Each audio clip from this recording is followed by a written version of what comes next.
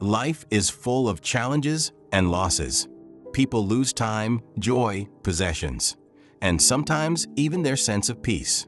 These losses, though common, hold profound lessons about the principles governing success and restoration in God's kingdom. At the heart of true excellence lies a secret: the necessity of receiving divine light. This light provides clarity, purpose, and direction. Isaiah 2 verse 2 illustrates this beautifully. "Son of man, stand upon your feet." The prophet responded that he lacked the strength to do so. The scripture continues, "The Spirit entered me when he spoke unto me and set me upon my feet." This shows the transformative power of God's Spirit. It restores strength, hope, and alignment. Indeed, God is a restorer, and understanding His dimensions is key to receiving restoration. Throughout Scripture, God reveals Himself through various names, each representing a dimension of His nature. In the Old Testament, every significant encounter with God prompted His people to assign a name that captured the divine intervention they experienced. For example, Jehovah Jireh, the Lord will provide. Abraham experienced this dimension when God provided a ram as a substitute for Isaac. Jehovah Rapha, the Lord who heals. This name speaks to God's power to restore health and cure ailments. Jehovah Shalom, the Lord is peace. Gideon called upon this name when he encountered God's peace amidst the chaos. These names are more than titles. They are invitations to call upon the specific attributes of God for our needs. Calling on Jehovah Jireh evokes provision, while invoking Jehovah Rapha summons healing. However, understanding these dimensions requires spiritual insight. Many people fail to experience the fullness of God because they lack knowledge of these principles. The Bible is filled with stories of restoration. Losses, whether of time, relationships, health, or possessions, are recurring themes. For example, Job lost his wealth, children, and health. Yet, because of his faithfulness, God restored everything to him in greater measure. Job 42, verse 10. Hezekiah faced impending death, but his heartfelt prayer and repentance led God to extend his life by 15 years. Isaiah 38, verses 1-5. David cried out in Psalm 51, verse 12, "Restore to me the joy of your salvation," showing that even spiritual joy can be lost and must be sought after for renewal. The most precious loss, however, is time.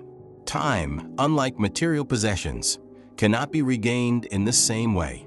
Yet, God promises to restore even time in unique ways, as seen in Joel 2, verse 25. "I will restore to you the years that the swarming locust has eaten." Understanding spiritual dimensions and growth. God's operations are dimensional. Although He is almighty, He reveals Himself in ways tailored to specific situations. This is why a person can excel spiritually in one area, such as prayer, yet struggle in another, like finances or relationships. Excellence in one dimension does not automatically translate to others. For instance, a man may have profound insight into God's healing power, but remain ignorant of principles that govern divine provision. A believer might excel in leadership, but lack understanding of the dynamics of maintaining peace. Job said, "I have heard of you by the hearing of the ear, but now my eyes see you." Job 42, verse 5. This suggests growth from theoretical knowledge to experiential understanding, a necessary journey for every believer. The soul as a central currency. 3 John 1 verse 2 states, "Beloved, I wish above all things that you may prosper and be in health, even as your soul prospers." This verse highlights the centrality of the soul in determining overall well-being. The prosperity of the soul reflects spiritual health, which in turn influences every other area of life. He says, even as their soul prospered, that means it doesn't matter what you achieve. It doesn't matter what you have. The realm of the Spirit will have to feel the stage of your soul and the health of your spiritual life in order to verify if your success is true and lasting. Every human being wants to make progress. Psychologists teach that one of the keys for measuring happiness is progress. If you believe or perceive that there is some level of stuntedness in your life, it should be a source of concern. However, Satan understands the value of the soul and targets it in his attacks. He does this by exploiting human vulnerability, especially during moments of desperation. For example, a person struggling financially might be tempted to compromise their integrity for quick gain. Someone yearning for recognition may exchange their convictions for approval or fame. Our desperation in life is his marketing strategy. It may be difficult to succumb to certain temptations because you are not desperate, so it's easy to drive away temptation because the price is in the midst of desperation. Let's say you bring me a pack of water and I'm not thirsty. At best, I will just take one bottle, and that's fine. But when I am really thirsty and you bring a bottle not pack and tell me that bottle is $200 because of my desperation and because I value my life, I will pay you even though I know you are reaping me off. Satan deceives people. When Satan comes, he targets the areas that have your attention. That's what he attacks. He will never waste his efforts on something that doesn't connect to your desires or lead to your loss. Only a foolish thief steals indiscriminately, but intelligent thieves operate with timing, preparation, and strategy. They strike when you're unaware or asleep. When Satan sees your attention focused on wealth, he will attack that area. However, when he finds your eyes fixed on Jesus, even as your finances grow, your focus remains on Christ. This is because you have been trained in the secret place to understand that every time you look away from him, like Peter, you will begin to sink. That was the lesson. Walking on water wasn't just about the miracle. It was about teaching us to remain undistracted by the things around us and keep our focus on Jesus. When Peter looked away from Jesus, he began to sink. Jesus warned in Mark 8 verse 36, "What shall it profit a man if he gains the whole world and loses his own soul?"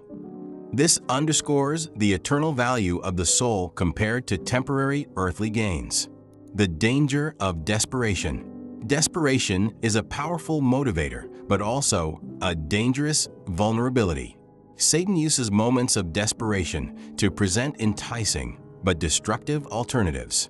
Consider the biblical account of Jesus' temptation in the wilderness. Matthew 4 verses 1 to 11. Satan offered Jesus the kingdoms of the world in exchange for worship. Similarly, Satan exploits human desperation today. A person desperate for financial stability may engage in dishonest practices, believing they have no other option.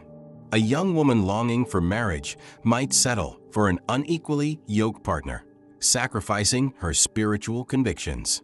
These decisions often lead to spiritual decline, as they prioritize immediate relief over long-term well-being. Examples of spiritual transactions.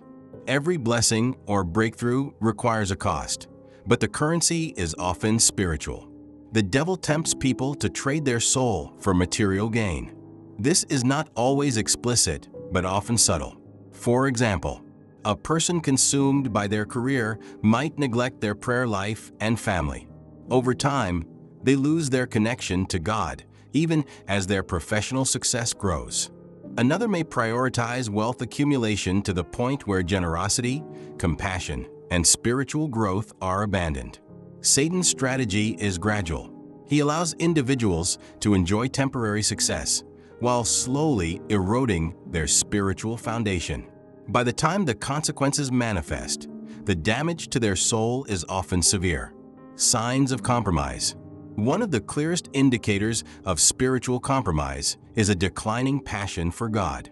Warning signs include: 1. Apathy toward prayer and Scripture. When spiritual disciplines feel like burdens rather than lifelines, it may indicate a shift in priorities. 2. Excuses for neglecting fellowship. Consistent withdrawal from church and spiritual communities often signifies isolation and vulnerability. 3. Rationalizing sin.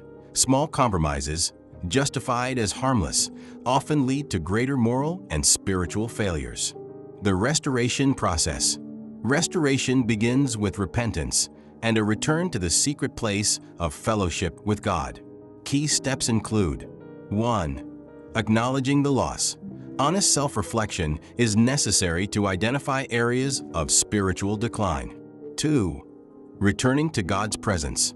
The secret place is where God circumcises the heart, renews passion, and provides divine direction. 3. Rebuilding spiritual disciplines. Consistent prayer, Bible study, and fellowship are foundational for sustained restoration. Psalm 23 verse 3 reminds us, "He restores my soul." Restoration is not merely about recovering lost things, but about regaining spiritual vitality and alignment with God's will. God's role as the restorer. The Bible repeatedly affirms God's power to restore. Whether it is relationships, health, finances, or time, God's restoration is complete and transformative. Examples include the prodigal son, Luke 15 verses 11 to 32. Despite squandering his inheritance, the son was fully restored when he returned to his father. Naaman, 2 Kings 5. This commander's obedience to God's instruction brought healing and restoration of his health. These stories highlight that restoration often requires humility, obedience, and faith in God's promises. The first restoration most of us need is not financial, physical, or relational, though those are important, but the restoration of our soul. Have you noticed how many young people in church today immediately shut down when teachings on righteousness, holiness, surrender, or the power of God are brought up? This is a subtle yet serious attack, and most don't even realize it. To maintain restoration and avoid future losses, believers must prioritize the health of their soul. Practical steps include: 1. Guarding against distraction. Stay vigilant against pursuits that compromise spiritual growth. 2. Balancing ambition with devotion. Success is meaningful only when aligned with God's purposes. 3. Regular self-examination. Periodically evaluate your spiritual health to ensure alignment with God's will. In conclusion, the journey to restoration is both spiritual and practical. It begins with recognizing the value of the soul and aligning one's life with God's principles. Desperation, while natural, must be tempered with faith in God's provision. Compromise may offer temporary relief, but results in long-term loss. True success is measured by the health of your soul. By prioritizing spiritual growth, believers can experience the fullness of God's restoration and excel in every dimension of life.